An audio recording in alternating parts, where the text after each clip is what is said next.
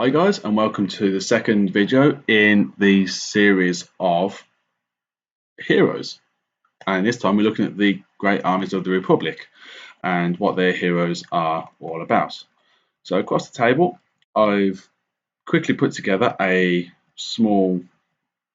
large force of droids. This map is meant for a 500-point game, but I thought, screw it, we're not playing properly, it's just is what it is. Just looking at heroes and what you can do with them. So today we're going to be looking at Anakin Skywalker, the chosen one, Obi-Wan Kenobi, and we got a generic clone. We got a generic clone commander over here, and we have clone commander Rex. We also have Padme Amidala, and let's be real, the hero of the Galactic Republic, the one who made it all happen, the one who is absolutely fantastic and did everything pretty much single-handedly, and his little man R2-D2. So we'll start off with Anakin Skywalker. So Anakin Skywalker, the chosen one, he is like every other Jedi. He is a fragile unit in that he costs a lot of points, and if you're not careful, you can lose him quite quickly, like all Force users. So what he brings to the table is jump, which we did look at in the last video. So when you do a move, declare that you are going to jump, and you get to ignore terrain which has a height of 1 or lower. So these walls here have a height of 1, so he can literally jump from here over the wall to here, as long as he has sufficient actual movement to do so, which in this case he does. It is a move action, and you do need to declare it before you move to your opponent, so then they know exactly what's going on. Next one is Demso Mastery. While defending, if you spend a dodge token, you gain Surge to Block. If a hit or critical result was cancelled, the attacker suffers 1 wound. So we saw this last video with a lot of the lightsaber wielders, so Darth Maul, Count Dooku, and General Grievous had his own one as well.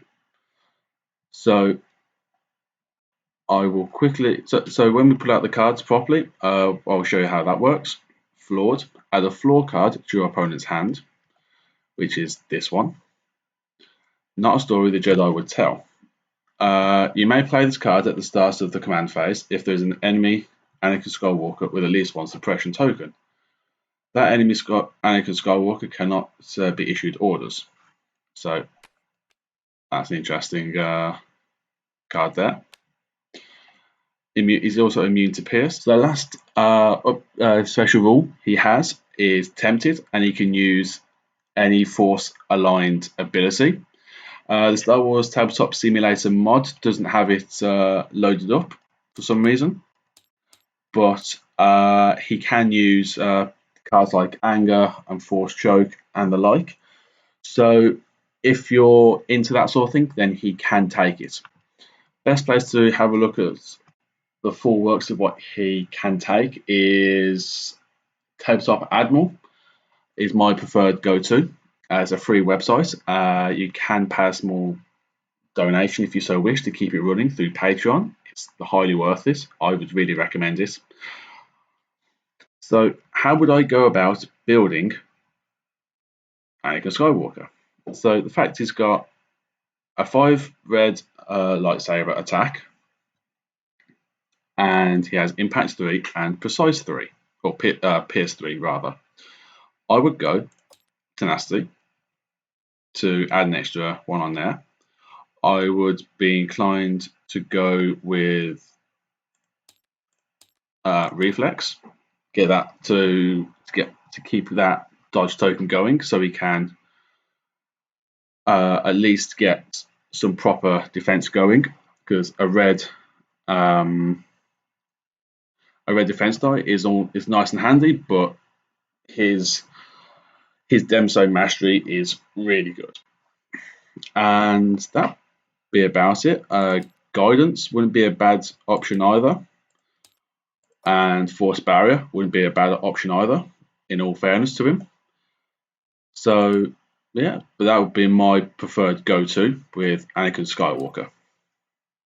Next up is Obi-Wan Kenobi. Like Anakin Skywalker, he has jump 1. So same again, exactly the same way. Charge. If he charges into combat, he gets to make a free attack action. So he has 2 red, 2 black, and 2 white dice when he attacks. He has impact 2, pierce 2, and critical 2. So 2 of his dice, which are surges, can be converted into critical hits. Okay, so Guardian 3 is his next ability. So I've quickly brought him up to here, just in front of this crazy gun line with 4 Phase 1 clone troopers, just to make the point of what he can do. So I'll stick him here, mostly so you guys can see where he is, but yeah, you might kind of keep him back a little bit.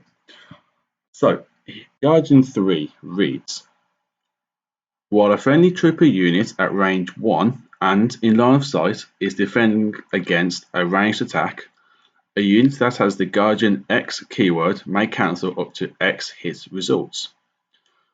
For each hit result cancelled, the unit with the Guardian X keyword rolls a defense die matching its defense. After converting defense surge results, according to its surge chart, the unit with the Guardian X keyword suffers 1 wound for each blank result. Guardian X cannot be used to cancel critical results. Hit results are cancelled during the modified attack die step of an attack. A unit that uses Guardian X to cancel hits is not a defender and therefore does not gain suppression tokens. A defender that has all of its hit results cancelled by a unit with Guardian X is still the defender and gains the suppression token as normal.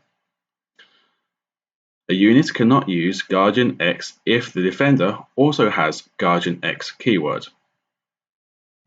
The Pierce X keyword can be used to cancel block results on a defense die rolled by a unit that is using Guardian X. Treat cancelled block results as blank results. After using Pierce X this way, any unused Pierce X value can still be used to cancel block results by the defender. So what this means is, if the droidekas choose to shoot the clone troopers, Obi-Wan Kenobi can take the shots instead, bounce them back at the droidekas after spending a dodge token to do so. Any blanks that he rolls, he takes the hits instead. Any surges or actual block results, so block results cancel the shots. Surges, he bounces back to the droidekas. The clone troopers still get the suppression tokens from that attack. Obi-Wan Kenobi does not. That's pretty much how that works. The number 3 means that he can try and attempt to block up to 3 dice with his ability. He's immune to Pierce, so the Pierce rule can't be used against him. A quick guide on Pierce is, I'm going to use red dice for the sake of it. So if I have 3 red dice and I roll them, what the hell was that? Roll them. Okay, so I've got 3 hits. This is on Obi-Wan Kenobi.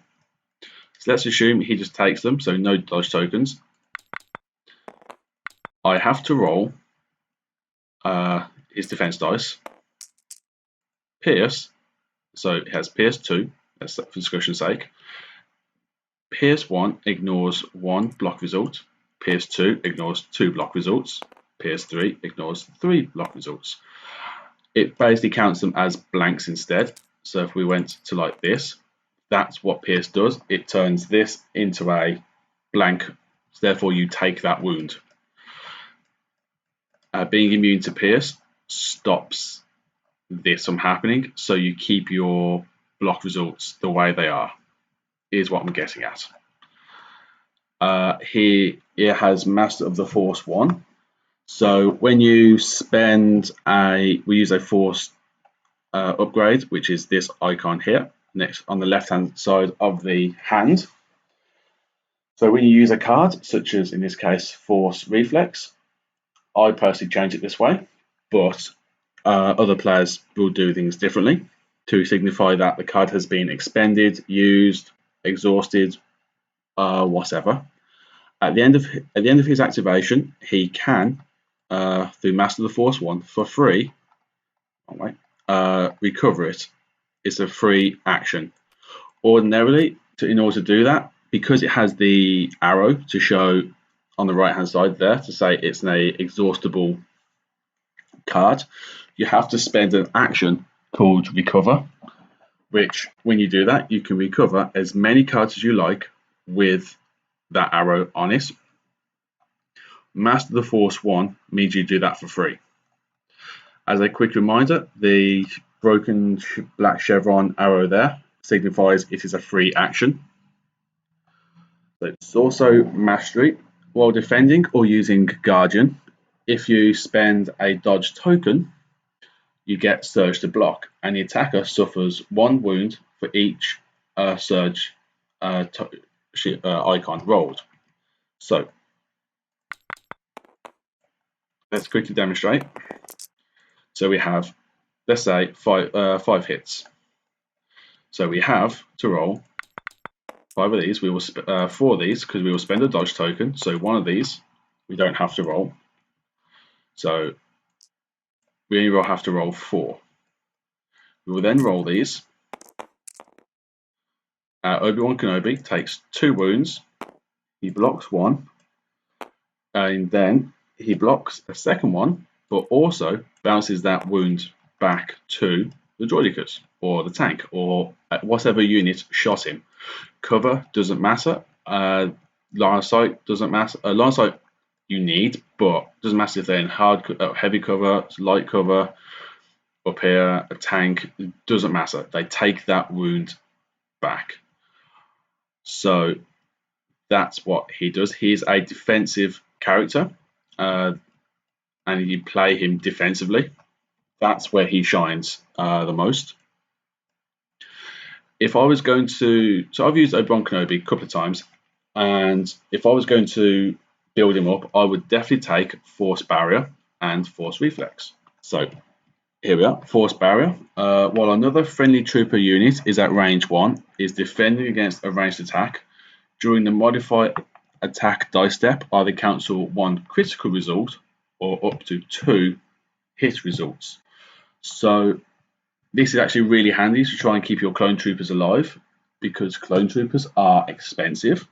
They are an elite army, and every model that you lose, you do feel it. So definitely a really good ability to have. Aggressive tactics isn't a bad option either for him. Not offensive stance. Situational awareness as well, I would be inclined to go with, because any critical results you can use then dodge that you get as you can use a dodge token to cancel them. So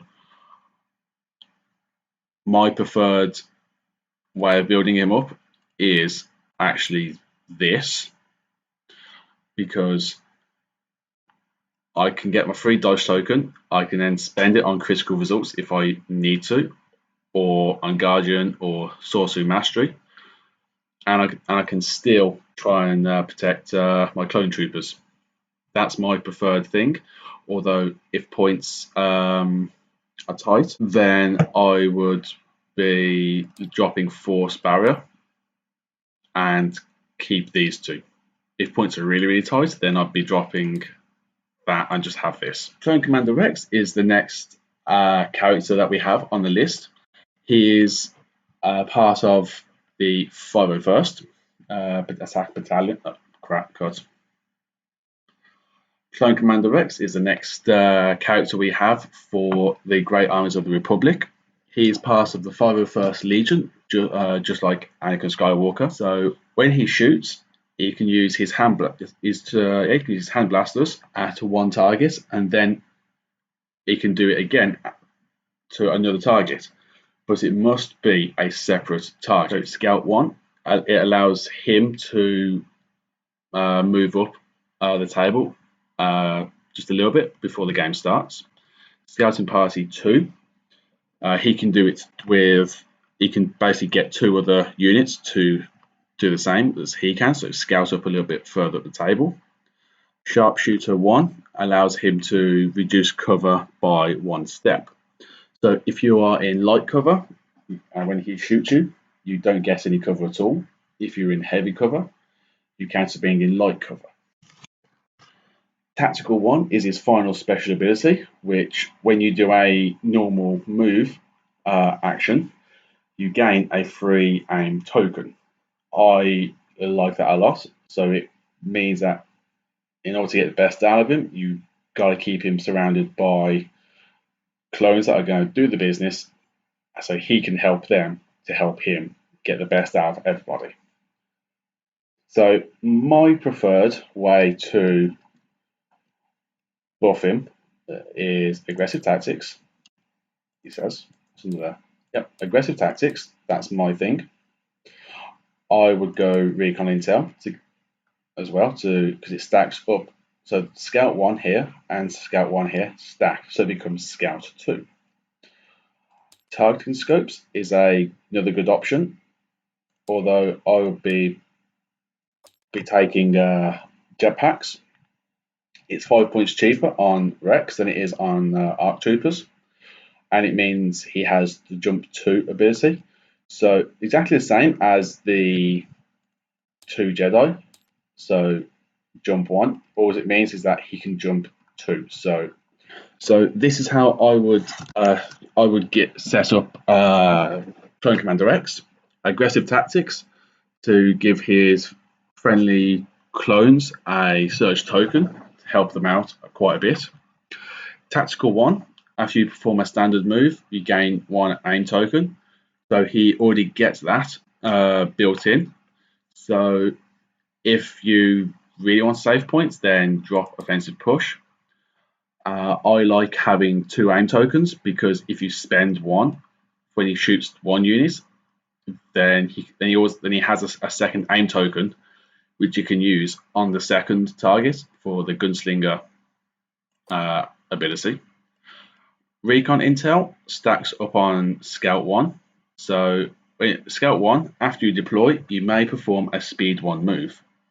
By having Scout 2, because it does stack up to a maximum of 3, like all abilities like this, it means he can do a normal move of 2 before the game starts.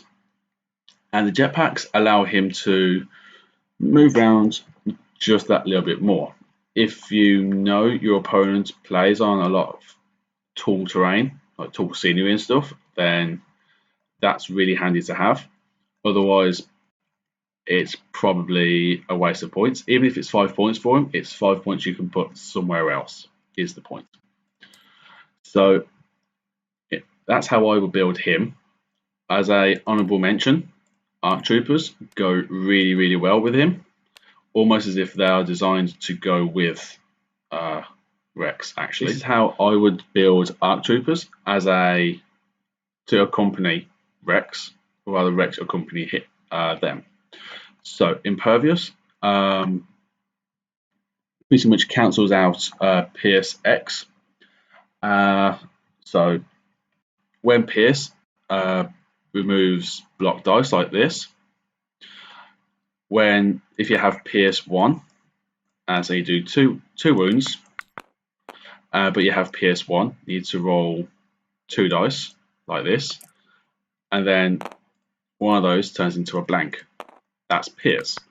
If you have Impervious like the ARC Troopers do, and I'm shooting them with a Pierce 1 weapon, you roll another blank die, and then the idea is you hopefully supposed to get another block result or surge, however you need.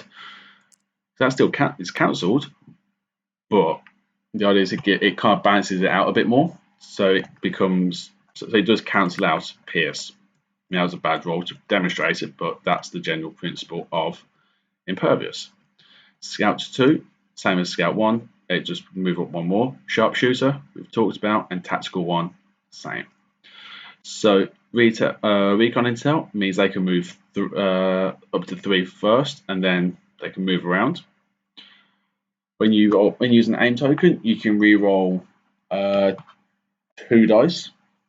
Precise 1 allows them to roll 3 dice, so it's really handy. It's not necessary, but if the points allow, and you don't want to be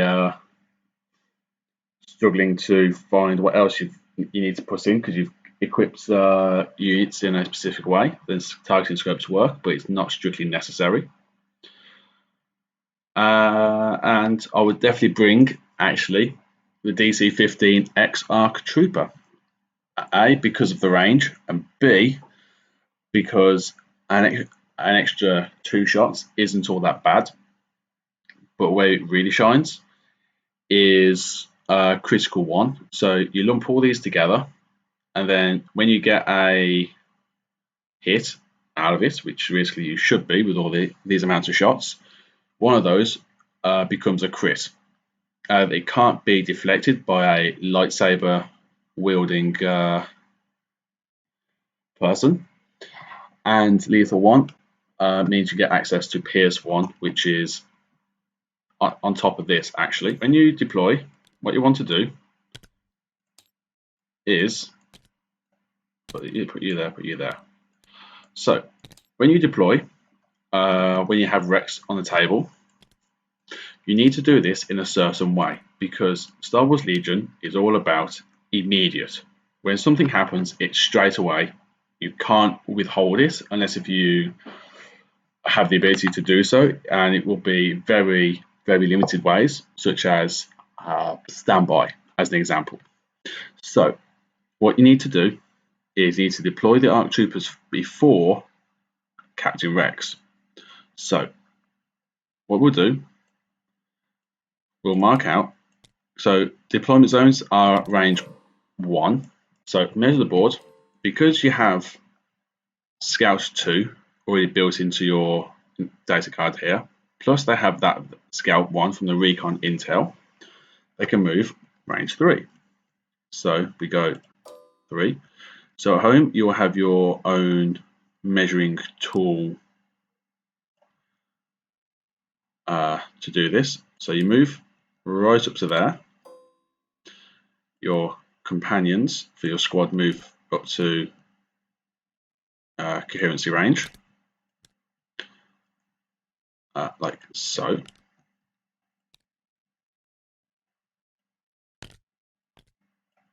Actually, what we'll do is we'll do this.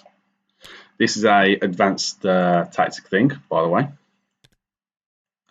Chucking some there, and that's because of cover, like so. So that's their scout done. So then what you do, your opponent puts a unit down. So, oh no, commando's at the back. You then put Rex down there. So put them there. And then he can scout 2 because he has scout 1 here, and I've given him recon intel for scout 1, so he can move 2. So we go move 2, and we'll put him basically here. He's in light cover, whereas the other guys are in heavy cover, but that's okay. So he's now here. That hasn't made much of a difference. So he's there. Now, scouting party takes place straight away. So you then can choose these ARC Troopers here, and then they can move again. So now Rex has moved. We can now use scouting party. So after you've scout, choose up to 2 friendly troopers at range 1 to 2. Each unit may perform a move with a speed equal to your scout value. Now, let's not forget, Clone Captain Rex has Scout 1 built in. He also has Scout 1 here as well. It means it's a Scout 2. The ARC Troopers are within range 2 of Rex, who is hiding here. So it means they can move 2. So what we can do is we can realistically, we can go like this here. So on this particular map, this is what you can do. So we get a bit further up the field here, like so. Now, it's important to note, for the purposes of the offensive push, that this is not yet a standard move, because the game hasn't started. It's when the first round begins, that's when the standard move becomes a thing. Until then, this is a scout move, not a standard move. And this is something that I did get confused on, so I wanted to make that point quite clear. So when the game starts and you start issuing out your tokens and stuff, these ARC Troopers are in prime spot to shoot these droidicas and try and put some hurt on some of these droids back here. And the last commander we have is the Clone Commander. So this guy is pretty much absolutely identical to the T-Series tactical droid that we looked at in the last video. I will quickly go steal his card so we can compare the two together. So they're both the same points cost. They are 55 points as of recording this video. They both have bolster 2. So when you choose up to 2 friendly units at range 1, each chosen unit gains a surge token. They have their respective direct clone trooper unit, direct droid trooper unit. They both have Sharpshooter 1.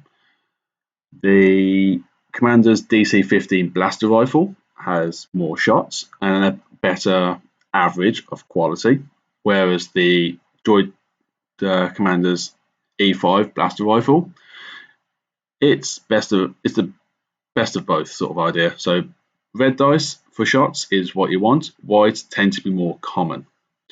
The only real difference is some of the upgrades you can give them, as far as the actual upgrade slots, and the fact that the T-Series tactical droid has a worse saving throw than the Clone Commander, meaning from a defensive perspective, the Clone Commander is better. So just like the T-Series tactical droid, aggressive tactics, just in case if Rex gets killed, then at least you have something going on.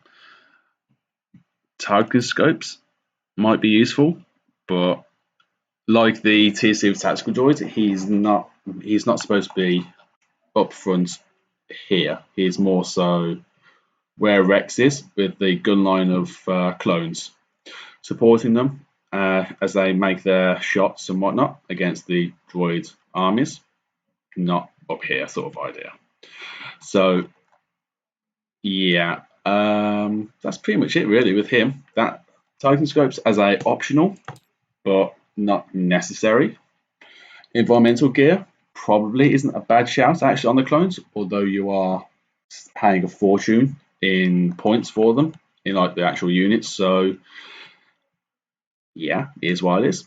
Definitely aggressive tactics. There's no point in taking a clone commander without aggressive tactics. So yeah, it is what it is. Next up is Padme Amidala. So she is a interesting case. Quick thinking as an action is she gives herself an aim and dodge token. I can't see a reason to not ever do so, unless if you're moving into heavy cover. So authoritative, basically that is like the droid AI coordinate ability, except she can pass it on to a friendly unit. So it doesn't have to be just the clone troopers. It could be a Jedi. It could be Rex. Could be R2D2. Could be ARC troopers or the ATRC, the Bark Speeder, or even the Saber Tank. It just says friendly units at range 1 to 2. So, exemplar, friendly units at range 1 to 2 and line of sight can spend your green tokens. So, that's going to be aim, dodge, and standby. Clones have their own special ability, which I talked about in the How to Play Clones video. Okay, so next one is Nimble. After a unit has the Nimble keyword, defends against an attack, if it spends at least 1 dodge token, it gains 1 dodge token. So let's say Padme Amidala has used quick thinking and has moved. A bunch of the droid troopers or the droidicas have shot at her. Example here. She's forced to use a dodge token, like so. And she comes out perfectly fine and all the rest of it. But because she has spent a dodge token, she then gains a dodge token. So she'll have 1 given to her because of the Nimble keyword. That's just to help keep her alive a little bit longer. So her last ability is Sharpshooter 2. It just reduces the cover afforded, the cover bonuses afforded by the fact you're hiding behind cover or shooting through it are now gone. So if you're hiding behind light cover or heavy cover, you don't get the cover bonus. That's what that is. So it means she's a good shot. She has Surge to hit and Surge to block, 2 really good bonuses, which are right here. Her blaster pistol, Pierce 1, is very nice. I do like that a lot. So Pierce 1 is really nice, as we all know and love. The blaster pistol that she has is good enough. So the things I would do would be aggressive tactics would be my choice for her. It's a really good card. I wouldn't be too opposed to using targeting scopes. Actually, I must admit I wouldn't use the looted E5 blaster simply because you can only use one or the other and you lose consistency across all your shots and you lose an actual shot as well versus the blaster pistol.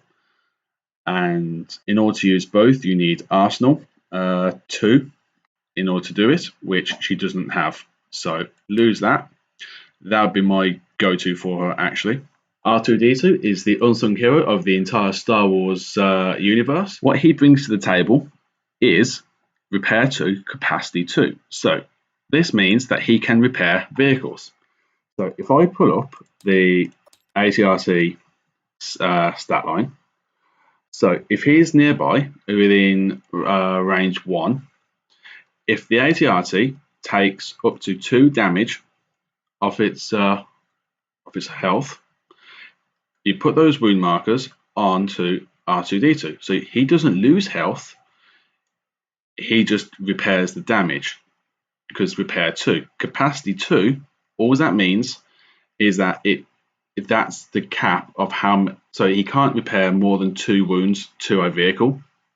That's all that means. His free action, free ability type thing that he brings to the table, which basically is why you bring him for now 45 points, is Secret Mission. Once per game, if you are within an enemy deployment zone, place 1 victory token on you. At the end of the game, if you have a victory token, gain that token. So victory tokens and victory points are one in the same. So if you get him to your opponent's deployment zone, which on this particular map isn't going to happen, especially with what I've put down here.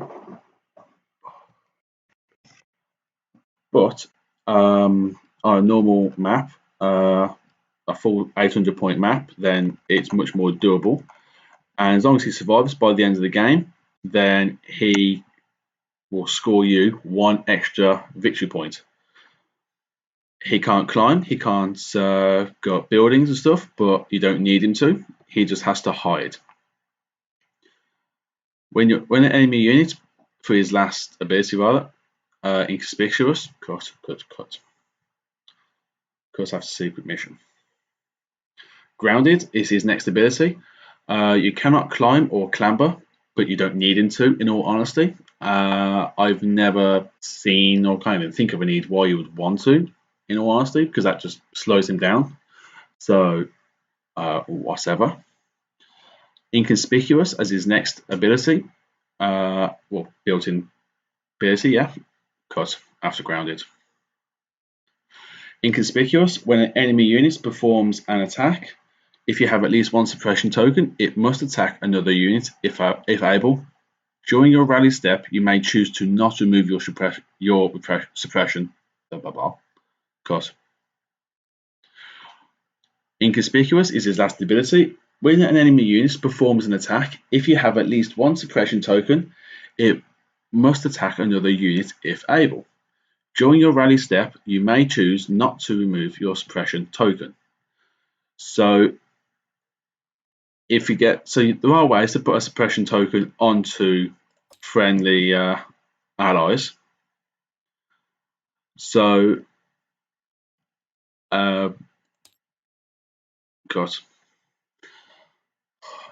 are ways to get suppression tokens onto allies for this sort of reason, and it just helps keep him alive a lot longer, although I would be more inclined to go with the little guy, have him right there, sort of idea, and then get him to go. So bear in mind he only moves 1, and if your opponent is chill with this, you could go 1 to there, sort of idea. So basically up to here, and then you can move around like so. Or if your opponent is really chill, as I said, you could go from where he was, move 2 instead, and just go like that, and you can just kind of get around a little bit more. But realistically, in this particular case, you want to go 1, avoiding this because you won't be able to get around. So get him right into there and then hide here. So he's then not in the way.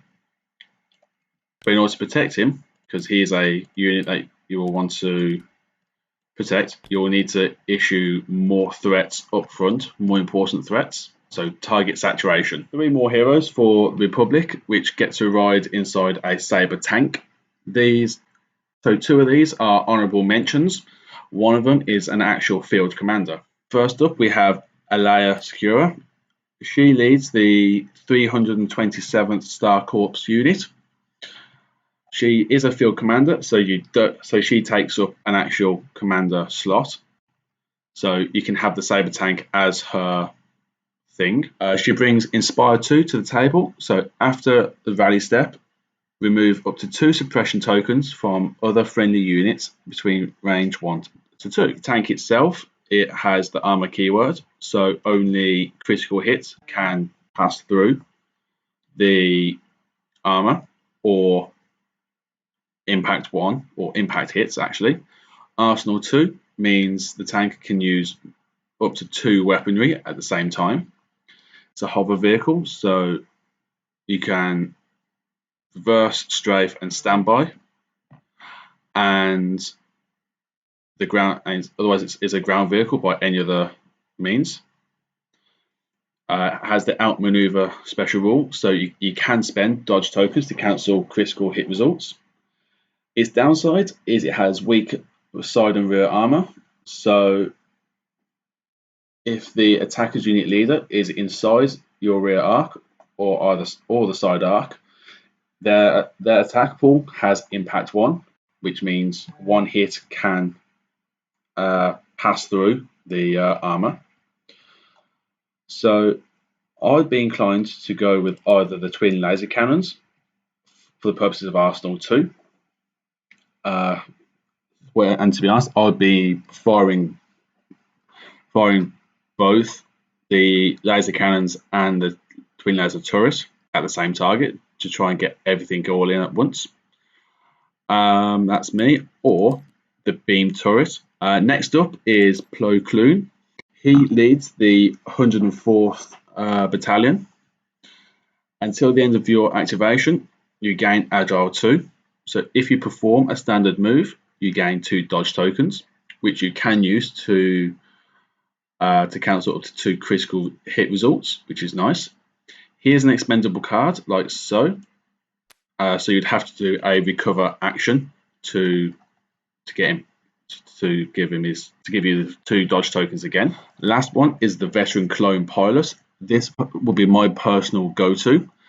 So while you or a friendly clone trooper unit at range 1 and in line of sight attacks or defends, you and that unit can spend each other's aim, dodge, and surge tokens. During the end phase, ready this card. So you use this and you can spend it. Like I said before, I personally prefer to do this, but that's just me. Like turn it to the side. And then at the end phase, during the end, I can just ready this card straight off the bat like this. So it works nicely for me. How would I go about arming this for battle? Link targeting array, issued an order, aim token, be done with it. I like that. The beam cannon, I like this. Alrighty, so I've spawned the tank and I've just popped it over there. So I'll just get just a little bit closer, like so. So I gave it the beam turret, the link targeting array, and I gave it the veteran clone pilot. So here's what we're going to do. Rex is here. He pulls out a card, let's say, for discussion's sake, Assault. So I can use 3 units. So we'll go 1 for Rex, 1 for them, that goes away, 1 for the tank, 1 for Rex, where he's hiding back here, and then 1 on the ARC troopers. So what we'll do, we'll issue surge tokens around, because we're going to do this right. Let's assume he has aggressive tactics. So here we go. 1, 2 for the tank. Where did the other one go? There. 3 for Rex. So I'll just put. So Rex's stuff will be there, so we can all see. So what we'll do is we'll go aim. So we'll gain an aim token, which is now sat on its base, but that's okay. Then we will, as a second action, we will shoot the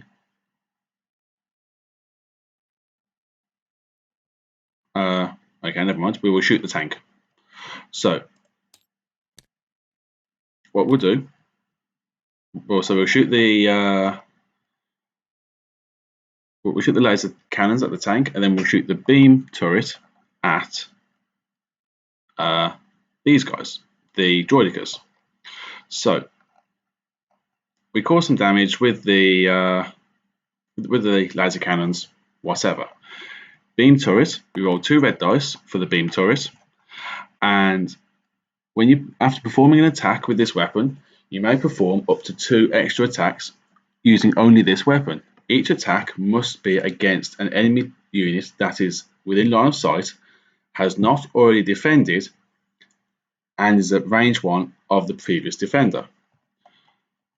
So because they were given an order, he was given an aim token. So we'll go with aim for the second one as his first action. So 2 red dice. We'll shoot at the droidicus. So we want. I'll flip 2 shield tokens on the droidicus. So they don't take any damage, but they do take a suppression token. This is the important thing on the droidicus. Next, we'll put it against this unit back here. So once again, we shall roll. We got 2 hits, and they get a suppression token, which I'll put here in the fountain. And then, oops, droids have white dice for defense, so they pass that. Fine. Next one is going to be, because it is in line of sight, these units here. And this will be the final one where we can shoot against. So we'll roll. And we got a hit and a surge. So because the surge we'll use to go for the hit. So that's 2 hits. So because they've been hit, we'll give them a surge token. Although to be honest, we could have actually hit the T series tactical droid, which wouldn't have been a bad idea, but hopefully guys you'll get the principle of the matter. Roll that. We killed 2. So 2 droids like this isn't going to matter. So you 2 come on, die. But we've just issued a suppression token to the battle tank because we shot the laser cannons at it. We then put down a suppression token on the droidicus and put one suppression onto here and one onto here. That can really start adding up. So if you wanted to get these 2 guys to do anything, they'd have to try and remove the suppression token. If they didn't, then there'd potentially be consequences. Now, because we've still got the 2 aim tokens here, so we've used that card and we've used that card.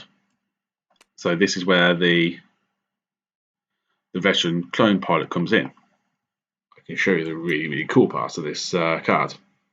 The veteran clone pilot. So the droids do something. In this example, doesn't matter. We'll go with this unit here. So this unit is led by 5s, simply because of a special cool combination which we can do. But what we do, because we go, well, realistically, the droidicus over there are going to make a mess of things. So we really want to put another couple of shots over here. So we have in that squad a range 3 with the DC-15A blaster rifles, and we got 4 dudes normally. We got a technician in there because of other reasons, so that makes 5, and we have 5s with his own special rifle, which adds 3 black dice. So we will be rolling 8 black dice. So 8 black dice, and we shall roll. So we get a surge token, well, surge, and we get a crit, which is what we want, and we get 2 hits. So the surge token, surge dice, which is that, I'm going to pinch it off the saber tank. So ordinarily, because it's not a clone trooper unit, we can't do this. However, because the veteran clone pilot gives that ability, we shall do this to mark that the card has been used for this turn. Surge token goes to here, and then the surge token will be used on this to turn that into a hit, which is that. So we have 3 hits, so that surge token goes away. And we want to do that. Now, let's not forget, we have an aim token still spare under here. So that means we can reroll 2 of these dice, which provides another hit. So you go away. So aim token goes to here and then gets used. And that's literally because of his the clone pilot who's a veteran. So as a general overview, if your players are actually doing something like this, then quite frankly they need to be slapped, because this is absolutely stupid. But the point is that as long as you hit something that's in range 1 of the initial target with the beam weapon that is also not defended at all, then you can do this. So you hit this target first, because they haven't defended. Doesn't matter if you kill any, you put a suppression token down. You then move on to the next one, which is this unit. As long as you hit them, it doesn't matter what you do. You put a suppression token on, and then you do it to this guy. And then you can fire your laser cannons, which are modelled just here on the side, at something else, preferably another vehicle or something along these lines. I wouldn't recommend them unless you have no other option to fire them at infantry like this, because you won't get good value out of them. But there we are. Just because the critical one and impact, well, critical one will help. Impact 2, you'll lose that. But don't forget, as the saber tank has both the laser cannons and the beam turret, you can fire both weaponry as it has Arsenal 2.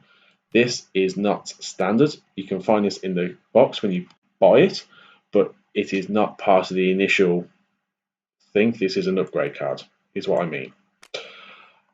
So hopefully that has helped out, teaching you how the this veteran clone pilot works. He is an honourable mention, as I said before. Alaya Skewer, commander of the 327th Star Corps unit, and Plo Koon, General Jedi of the Wolf Battalion, with the 2 other pilots you could have in here. So that completes all the heroes. If there's enough requests, I will do a thorough breakdown of all the units themselves and how they work, and what I would personally do with them. Some of these, like the ARC Troopers, as an honourable mention because of Rex. This is definitely my go-to. It really is. So, guys, thank you very much for watching. I hope to see you in the next video. Next time, we will be looking at the Rebels, and that has an extensive list. So I will be more than likely doing a breakdown of that in smaller videos, simply because it makes it more manageable. And yeah, that should be a lot of fun. After the Rebels, it will be the Empire as a hero breakdown, because heroes can either just dominate the battlefield or support. Like this guy, he supports the TTS Tactical Droid support, whereas Rex is a support character. Not you. Where's he gone? There he is. He is a support character, but ultimately at the end of it, he can pack a punch.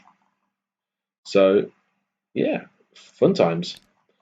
Thank you very much, guys, for watching, and I'll see you next time. Cheers.